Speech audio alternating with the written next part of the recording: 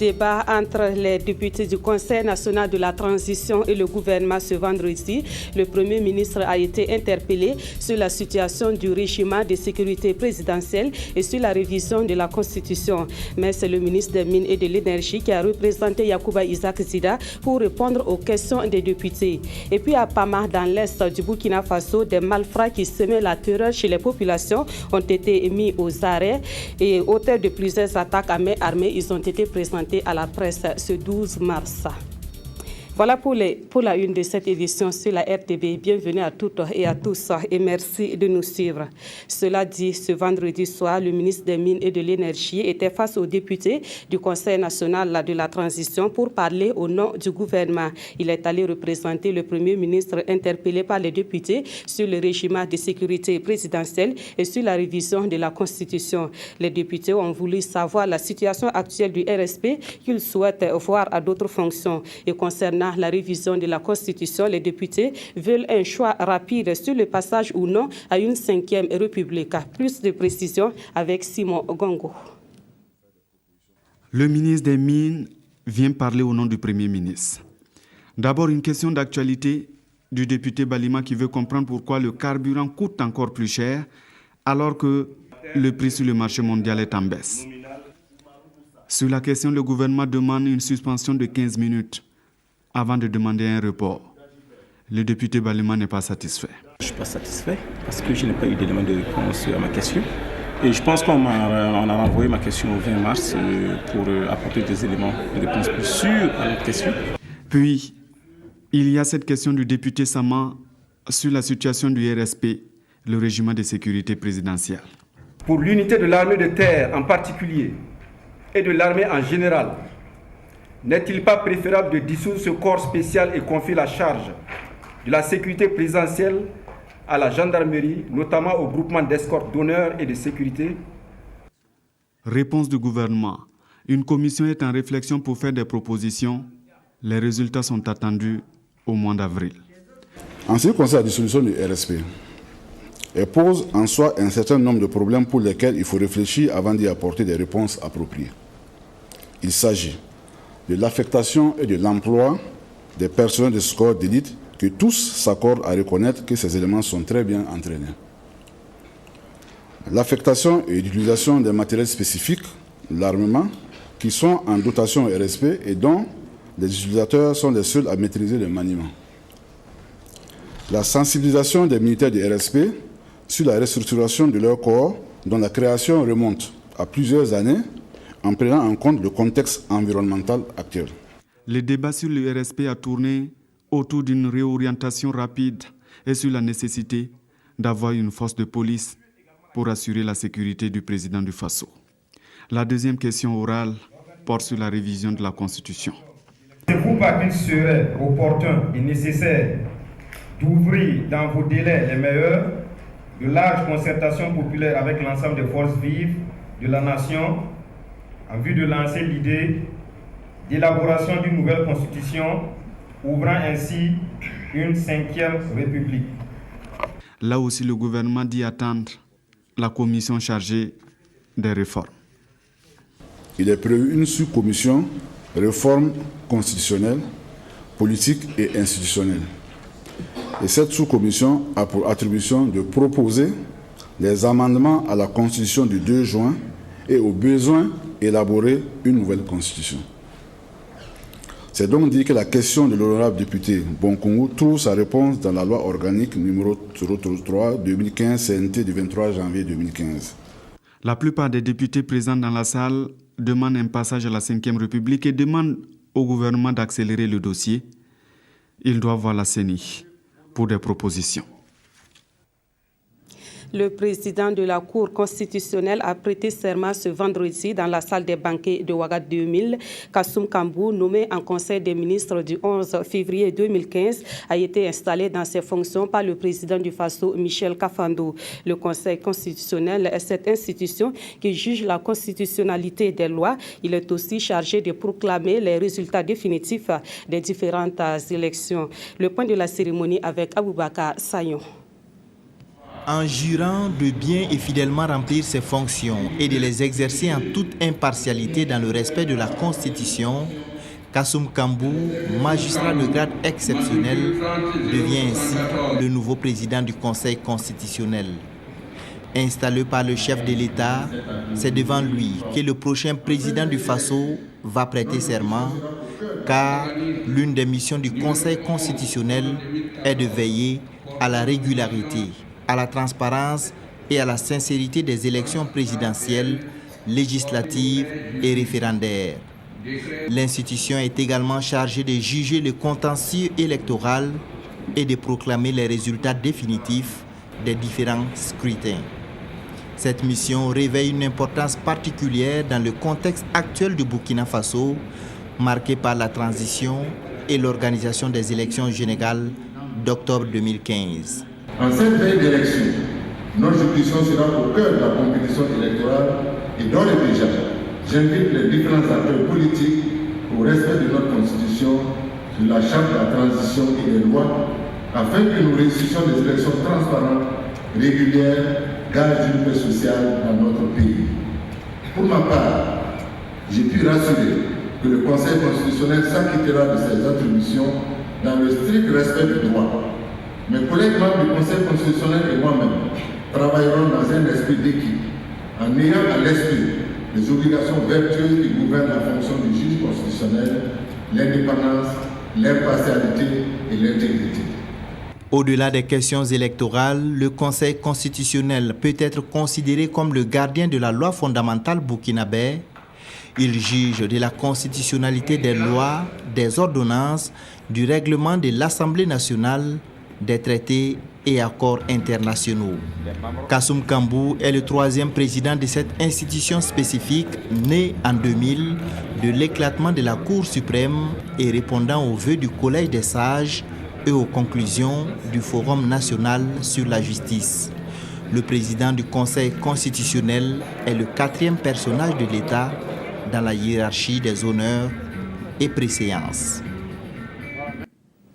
Les membres de la Commission de réconciliation nationale et des réformes ont également prêté serment ce vendredi à Ouagadougou. Composée de 4 sous-commissions, cette équipe devra travailler à formuler des réformes pertinentes, des réformes qui seront nécessaires au développement politique et socio-économique du Burkina Faso. Le reportage de Viviane Sendrebego. Ainsi commence officiellement la mission de Monseigneur Paul Ouedraogo à la tête de la Commission de la réconciliation nationale et des réformes. À partir de ce 13 mars donc, les membres de la commission ont 5 mois pour rendre leur rapport. Mais avant cette prestation de serment, 2 membres de la commission ont démissionné. L'un des démissionnaires proteste officiellement contre la suppression de l'alinéa 2 de l'article 4 de la loi organique qui crée la commission. Le décret de publication précisait déjà les 2 réserves qui ont été formulées d'ailleurs par le Conseil constitutionnel comme étant non conformes à la Constitution du Burkina. Ne pas connaître, j'allais dire, de crimes de sang et de crimes économiques, si vous voulez, ça dépend. Vous pouvez en connaître comme une institution juridictionnelle et donc vous vous en occupez vous-même comme juge. Ce n'est pas de cela qu'il s'agit. Au Collège des sages, on a bien connu des crimes de sang et des crimes économiques, mais à un autre niveau, puisqu'on va écouter certainement ceux qui vont venir se faire écouter, ceux qui vont venir parler. Mais nous ne sommes pas une juridiction du Burkina. En matière de réconciliation, il y a 2 choses. Autre chose, le travail de la justice. Autre chose, ce qu'il faut créer comme condition pour que les cœurs se rapprochent, que les hommes puissent se parler et que les hommes cheminent ensemble sur des intérêts de réconciliation, intérêts de paix. Les travaux des membres de la commission devraient permettre de restaurer et de renforcer la cohésion sociale et l'unité nationale au Burkina Faso. Elle dispose seulement de 5 mois pour déposer son rapport, mais nous avons foi aux femmes et aux hommes qui ont été désignés pour faire bâtir cette commission. Et les premiers moyens dont ils disposent, c'est leur volonté, leur détermination et leur juste compréhension des attentes du peuple burkinabé. Nous pensons qu'au niveau du gouvernement, nous allons les accompagner et mettre à leur disposition les moyens matériels nécessaires qui leur permettent, au bout de ce délai relativement très court, d'accomplir bien leur mission.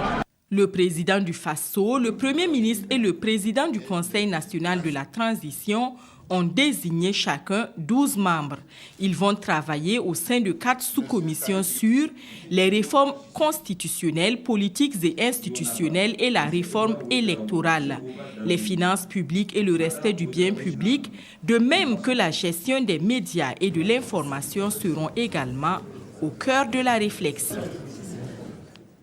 Dans la région de l'Est, une bande de malfrats a été mise aux arrêts par la gendarmerie de Pama. La bande a été présentée à la presse ce 12 mars. C'est une bande qui sévissait dans la province de la Kompianga et ses environs. Et son dernier braquage remonte à la nuit du 23 au 24 février dernier. Mais en plus de traumatiser les populations, ces malfrats ont menacé les forces de sécurité à travers une vidéo. On voit cela dans ce reportage de Lambert Souma.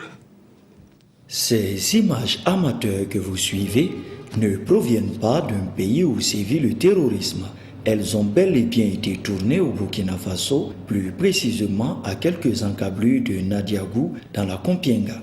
Ces supposés braqueurs font partie d'un vaste réseau qui sévissait dans toute la partie du Grand Est burkinabé. À ce moment précis de l'enquête, ils sont au total 15 personnes, dont 2 de nationalité étrangère, qui sont dans les filets de la brigade territoriale de gendarmerie de Pama. Ce réseau a à son actif des dizaines d'attaques à main armée qui se sont soldées par 16 morts au moins. Les attaques à main armée n'étaient pas la seule activité malsaine à laquelle s'adonnaient ces bandits. Suite aux déclarations de Zakaria, il ressort que le nommé Tougma Salif Dilagi Salif Namungu serait le chef d'un réseau de braconniers d'éléphants par fourniture des armes illégalement acquises. Des statistiques obtenues auprès des différents concessionnaires de chasse abrités par la province, il ressort que c'est un patrimoine de 43 pachydermes de tout âge qui auraient été exterminés courant les années 2014 et 2015. Le bilan de cette vaste opération est le suivant. Nous inventerons comme matériel saisi 10 fusils composés de 2 fusils de chasse calibre 12 mm à crosse sciée, 2 fusils de chasse calibre 12 mm, 2 fusils de chasse à 2 canons calibre 12 mm, un fusil à pompe calibre 12 mm à 5 coups, 2 fusils carabine à feu 375 mm, un fusil carabine à feu 5,5 mm avec lunettes de visée, 830 cartouches de 12 mm, 19 cartouches de 20 mm, 3 cartouches de 5,5 mm, 6 cartouches de 7,5 mm,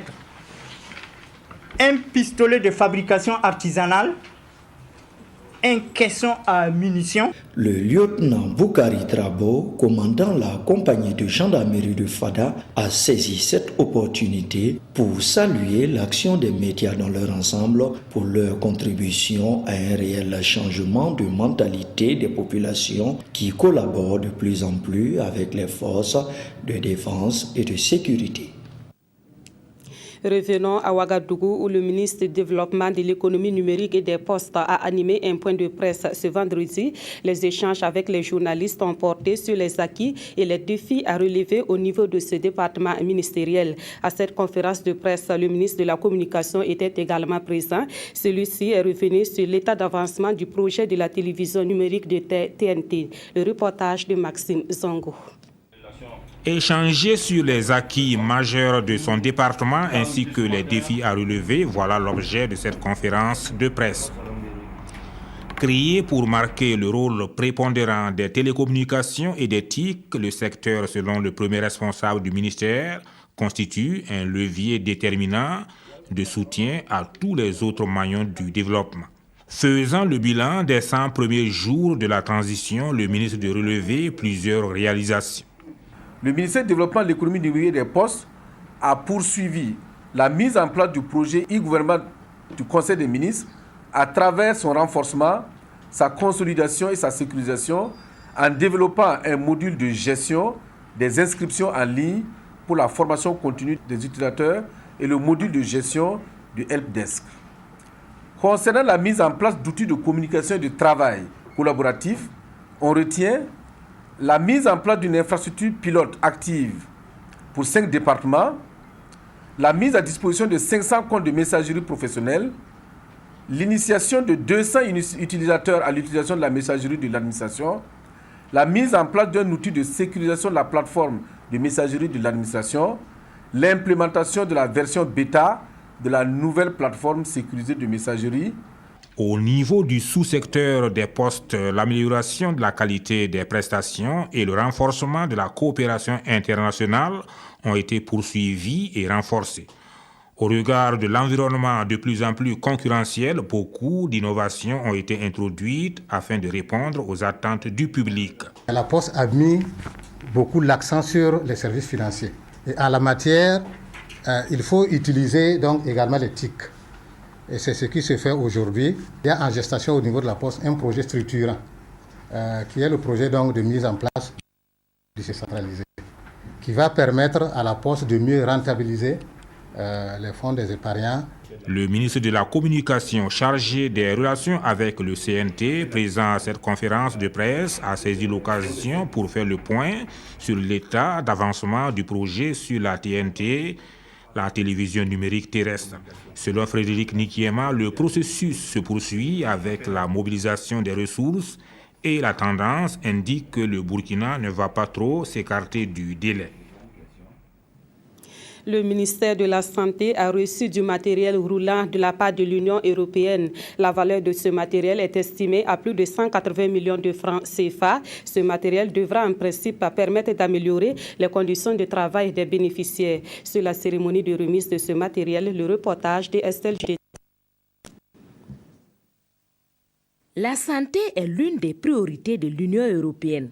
Ce 13 mars, elle a renouvelé son appui au ministère de la Santé en lui offrant ce lot de matériel roulant d'une valeur de plus de 186 millions de francs CFA hors taxes. Un geste qui s'inscrit dans le cadre du Programme national de développement sanitaire 2011-2020. Un programme dont l'objectif est de contribuer à l'amélioration de l'état de santé des populations. Aujourd'hui, symboliquement, parce qu'il est très difficile d'illustrer au quotidien ce travail qui est un travail en profondeur, nous remettons des véhicules à la fois dans le cadre de notre programme général d'appui au secteur de la santé et dans le cadre plus particulier de l'appui que nous apportons dans la lutte contre le virus à Ebola. Dans le cadre de la prévention de la maladie à virus Ebola, le ministère de la Santé a élaboré un plan de contingence de la maladie. À ce niveau également, l'Union européenne a apporté un appui budgétaire d'une valeur de plus de 1,5 milliard de francs CFA. Ce montant est destiné, entre autres, à l'achat de fournitures de matériel de protection pour les formations sanitaires et au fonctionnement des équipes mobiles d'intervention rapide. Ces soutiens multiformes viendront renforcer les capacités techniques et opérationnelles des bénéficiaires. L'appui logistique que nous avons reçu ce matin va contribuer à renforcer les capacités institutionnelles de notre direction générale des études et des statistiques sectorielles, notre direction des marchés publics, direction des ressources humaines, notre direction de l'administration et des finances, l'inspection technique des services de santé. Et ce renforcement va leur permettre de faciliter leur déploiement sur le terrain en appui aux structures dans le cadre de la mise en œuvre de notre plan national de développement sanitaire. Dans le souci de contribuer au bien-être des populations, l'Union européenne prévoit d'autres actions de soutien dans les années à venir. Des jeunes filles issues de familles défavorisées ont reçu des bourses le 7 mars dernier à Ouagadougou. Ces bourses leur ont été octroyées par le Centre de la CEDEAO pour le développement du champ. Ce geste s'inscrit dans le cadre du programme d'appui aux jeunes filles dans la formation spécialisée, technique et professionnelle. Plus de précisions avec Claudine Bikaba. 70 filles issues de familles vulnérables, dont 14 du supérieur et 58 du secondaire, ont bénéficié des bourses d'excellence de la CEDEAO. Sous la houlette du ministère de la Promotion de la Femme et du Genre, ces filles reçoivent des bourses de 300 000 francs CFA pour celles qui sont au second cycle et 500 000 francs CFA pour les universitaires. que généralement nous trouvons des filles qui sont très brillantes, mais compte tenu des situations financières difficiles des parents, les filles n'arrivent pas à atteindre, c'est-à-dire à poursuivre leurs études et à terminer leur cursus scolaire. Et donc c'est dans cette optique que la CEDEAO a initié ces bourses afin que vraiment nous puissions accompagner toutes ces filles qui certainement demain seront de grandes femmes dans nos sociétés. L'idée se situe dans le cadre général des activités de la promotion du genre au sein de la CEDEAO même. Qu'il fallait aller au-delà des politiques au sein des États et mener des actions concrètes visibles. Et c'est dans ce sens-là que ce programme spécial de soutien aux filles défavorisées a été initié. Pour ces filles qui sont soit orphelines de père et de mère ou de l'un d'eux, ce soutien est très important. Je ne me soucie plus. Alors qu'avant, si je me lève pour partir à l'école, souvent je me demande comment je vais aller me débrouiller là-bas, je vais manger quoi là-bas. Mais cette année-là, ça m'a beaucoup aidé. Et puis mes parents aussi, ça a atténué leurs dépenses là sur mes études. Le ministère de la Promotion de la Femme et du Genre apporte également un appui conseil à ces filles pour une bonne utilisation de ces sommes. Il mène par ailleurs un plaidoyer pour qu'un grand nombre puisse bénéficier de ces octrois de bourses d'excellence destinés à l'accès des filles à la formation professionnelle et à l'emploi. C'est la fin de ce journal. Merci de l'avoir suivi. Passez une agréable suite de programmes sur la RTV et à très bientôt.